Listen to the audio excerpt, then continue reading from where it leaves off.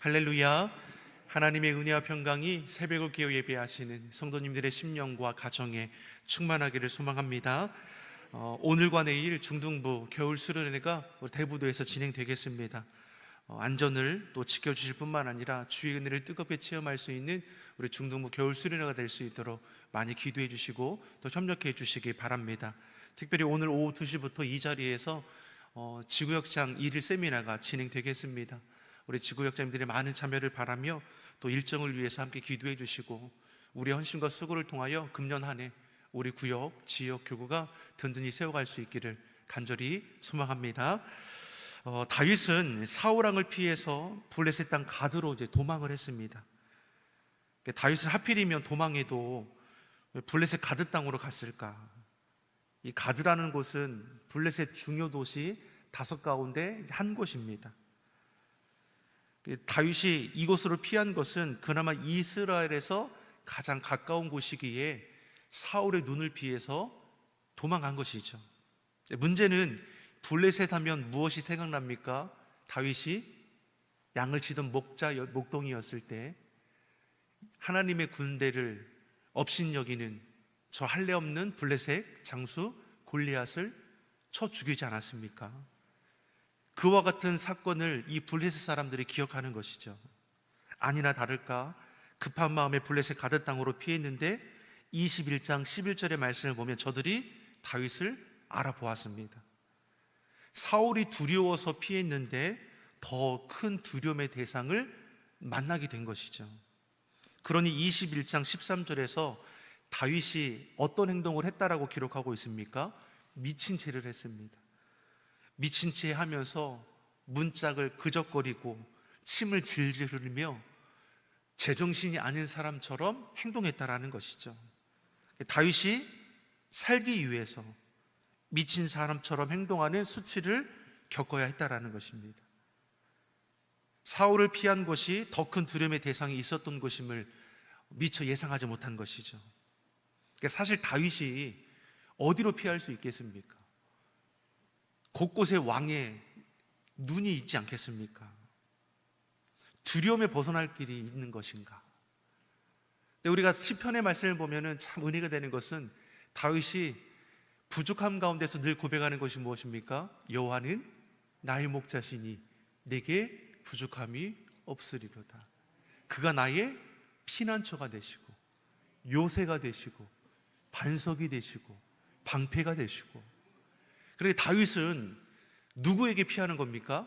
하나님께 피한다 말씀하는 것이죠. 두려움에서 벗어날 수 있는 유일한 길은 어디입니까? 하나님이라는 것을 우리에게 분명히 가르쳐 주는 것이죠. 믿음의 대상, 의지의 대상은 여호와 하나님 한 분이십니다. 사랑하는 성도 여러분, 하나님께 피하시는 저와 여러분이 되기를 예수님의 이름으로 소망합니다. 시편 34편 9절의 말씀에도 너희 성도들아 여호와를 경외하라. 그를 경외하는 자에게는 부족함이 없도다. 부족함의 투성인데 여호와 하나님을 의지하는 자는 하나님께서 부족함이 없도록 그 삶을 이끌어 가심을 누구보다도 다윗은 알고 있었다라는 것이죠. 이렇듯 다윗은 미친 채 하면서 그 위기를 모면할 수 있었습니다. 그리고 피하여 도망간 곳이 어디입니까? 오늘 1절의 말씀을 보면 아둘람 굴이라는 곳이죠. 1절의 말씀을 같이 한번 보겠습니다. 1절의 말씀 같이 보겠습니다.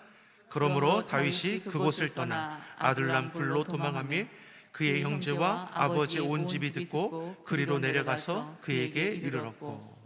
아둘람 굴은 이스라엘과 블레셋 국경 지대에 위치한 이 굴입니다. 피난처라는 뜻을 가지고 있습니다. 그러니까 어떻습니까? 블레셋 가드의 땅에서 미친 채하여 생명을 건져 나오고 나서 다시금 이스라엘로 돌아왔다라는 것이죠. 아둘람 굴로 피하였는데 다윗이 아둘람 굴에 피하여 있다는 소식을 사울왕이 듣게 되는 것이죠. 자, 그러니 어떤 일이 벌어지는 겁니까? 2절의 말씀을 같이 보겠습니다. 2절의 말씀 같이 보겠습니다.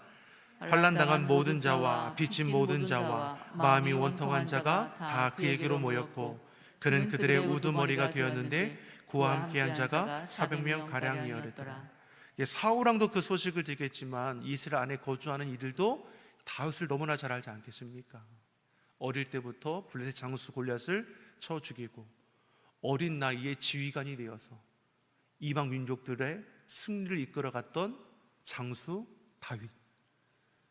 사울 왕의 그러한 죽음의 위협에서도 그 마음을 지키고 자신의 그 행동에 전혀 부끄러움이 없던 다윗을 기억하는 백성들이 몇 없겠습니까? 다윗이 블레셋 가드 땅에서 다시 이스라엘로 돌아왔습니다. 물론 이스라엘 중심이 아닌 국경지대 아둘람 굴에 피하여 있는데 그 소식을 들은 무리들이 다윗에게 모여들었다라는 것이죠. 먼저는 형제와 아비가 찾아왔습니다. 다윗을 잡아 죽이고자 하는 사울 왕이 다윗의 형제나 아버지를 가만히 두겠습니까? 이들도 사울을 피하여 다윗을 찾아온 것이고, 뿐만 아니라 2절 말씀에 보니까 환난당한 모든 자들, 빚진 모든 자들, 마음이 원통한 자들이 다 다윗에게 모여들었습니다. 그만큼 사울의 통치하에서 억울함과 고통당하는 자들이 많았다라는 것이죠. 이들이 다윗에게 모였는데 금세 400명가량이 되었습니다. 23장 13절의 말씀을 보면 얼마 지나지 않아 600명으로 불어나게 되는데 대략 1000명이 훨씬 넘는 큰 집단을 형성하게 되었다라는 것이죠. 자신의 생각으로 블레셋 가드 땅으로 피하여 안전할 거라고 여겼습니다. 왜냐하면 전력상 이스라엘보다는 블레셋이 더 강력했기 때문입니다. 문제는 다윗이 하나님이 아닌 자신의 생각을 따라 사람을 의지하려 했을 때 미친치 않은 수치를 당했다라는 것이죠. 그러나 이후로 아둘람 굴로 피하여 하나님의 도우심을 구하고 의지하여 나아갈 때는 이처럼 함께할 수 있는 많은 무리들이 예비되어 있다는 것을 보게 되었다는 것입니다. 사랑하는 성도 여러분, 하나님을 의지할 때 막막했던 길들이 열려지고 풀려지는 일들을 우리가 경험하게 될 줄 믿습니다. 당장에 눈에 보이는 것에 일희일비할 것이 없다라는 것이죠. 도망했던 다윗이 많은 무리와 함께 다시 돌아왔다는 그 소식을 사울 왕의 귀에도 들어갔습니다. 그러니 사울이 6절 이하의 말씀을 보면 신하들을 모아놓고 질책하기를 시작합니다. 어찌 다윗 하나 잡지 못하느냐? 혹 너희가 나를 대적하여 죽이려고 하는 것은 아니냐? 누구 하나 제대로 하는 자가 없느냐 하며 호되게 신하들을 질책하게 되는 것이죠. 그러던 중에 신하 중 에돔 사람 도액이라는 자가 사울에게 고하는 말이 무엇입니까? 9절과 10절의 말씀입니다. 9절, 10절 같이 보겠습니다.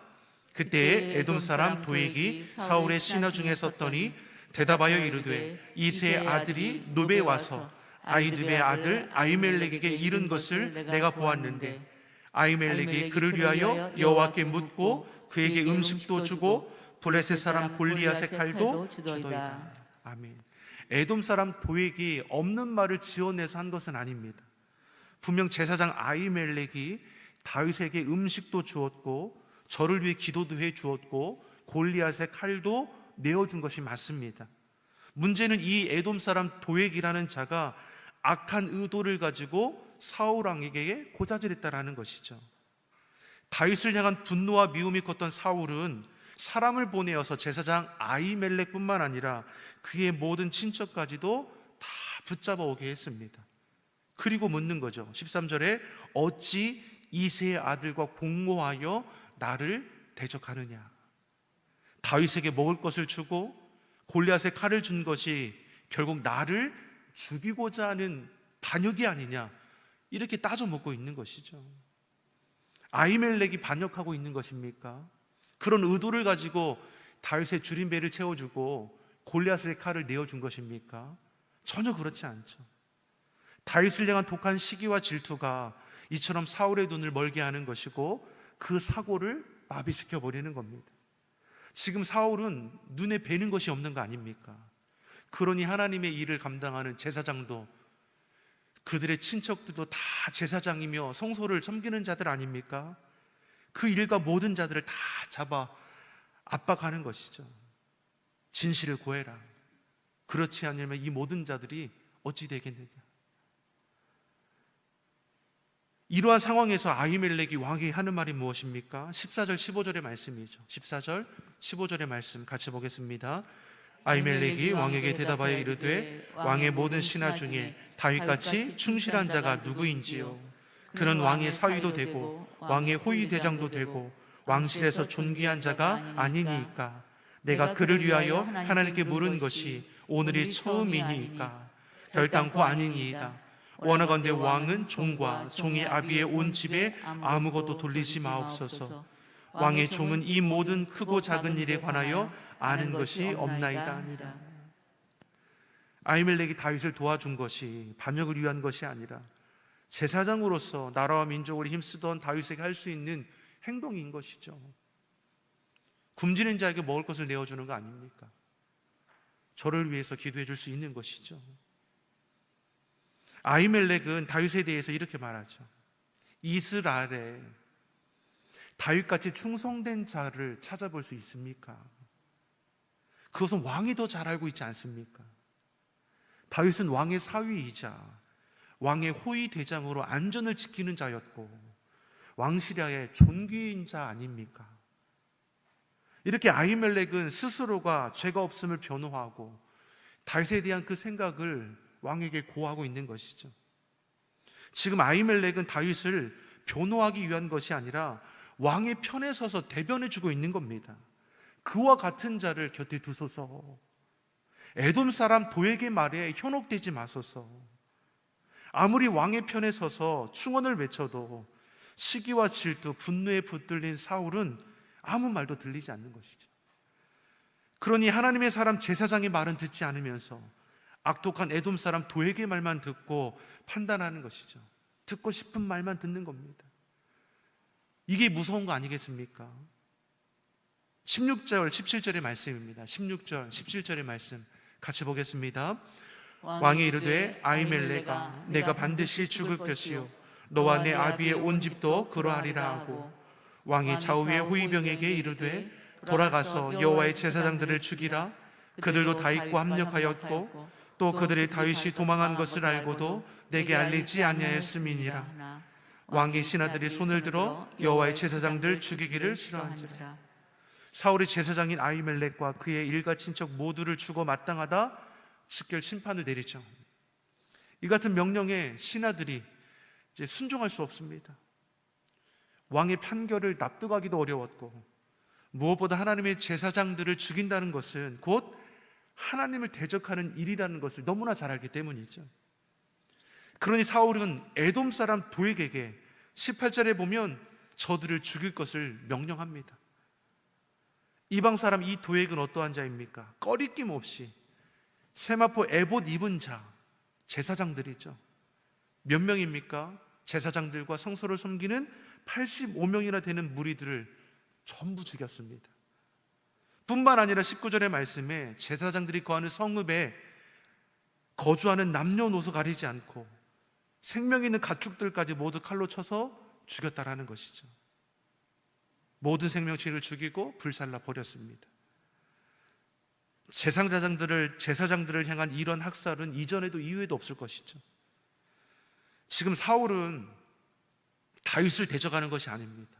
여호와 하나님을 대적하는 거죠. 다윗을 향한 질투에서 시작된 사울의 죄악이 하나님까지도 원수를 삼아버렸다는 것입니다. 사울이 처음 기름 부음을 받아 왕으로 세움받을 때에는 지극히 겸손하고 온유하고 충성된 자였습니다. 그런데 시기와 질투에 붙들리니 또 권세에 취하게 되니 이렇게 악독한 자가 되고 말았다는 것이죠. 그래서 성경은 우리에게 뭘 가르칩니까? 모든 지킬 만한 것 중에 더욱 내 마음을 지키라. 생명의 근원이 여기에서 남이니라. 우리의 마음과 생각이 허탄한 것, 죄악된 것들에 붙들리지 않아야 합니다.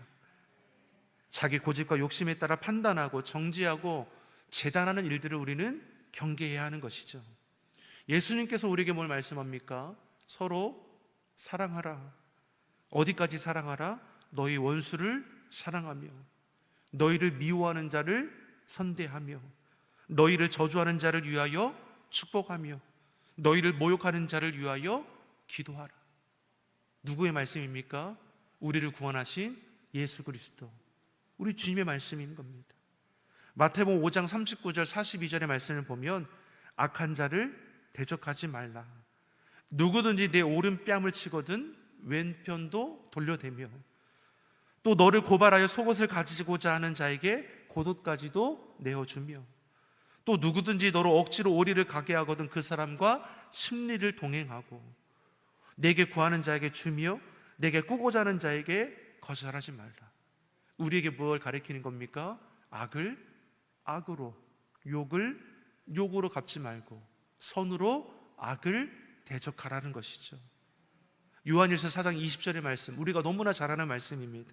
누구든지 하나님을 사랑하노라 하고 그 형제를 미워하면 이는 거짓말하는 자니 보는 바 그 형제를 사랑하지 아니하는 자는 보지 못하는 바 하나님을 사랑할 수 없느니라. 제일 된 계명이 무엇이라고 했습니까? 하나님 사랑, 이웃 사랑이죠. 우리가 무엇을 하나님의 사랑함을 증거가 나타날 수 있습니까? 이웃의 사랑을 통해서 우리를 향한 하나님을 향한 우리의 사랑이 증거될 수 있는 것이죠. 온전한 주의 사랑을 받은 우리가 주님의 사랑을 전하고 베풀어야 할 책임이 있음을 우리는 기억하고 그럼에도 사랑하고 용서하고 이해하고 섬기며 베푸는 일을 즐거워할 수 있는 저와 여러분이 되기를 예수님의 이름으로 축원합니다. 기도하겠습니다. 좋으신 아버지 하나님, 우리가 예수님 믿어 구원함 받은 하나님의 자녀임을 잊지 않게 하여 주시옵소서.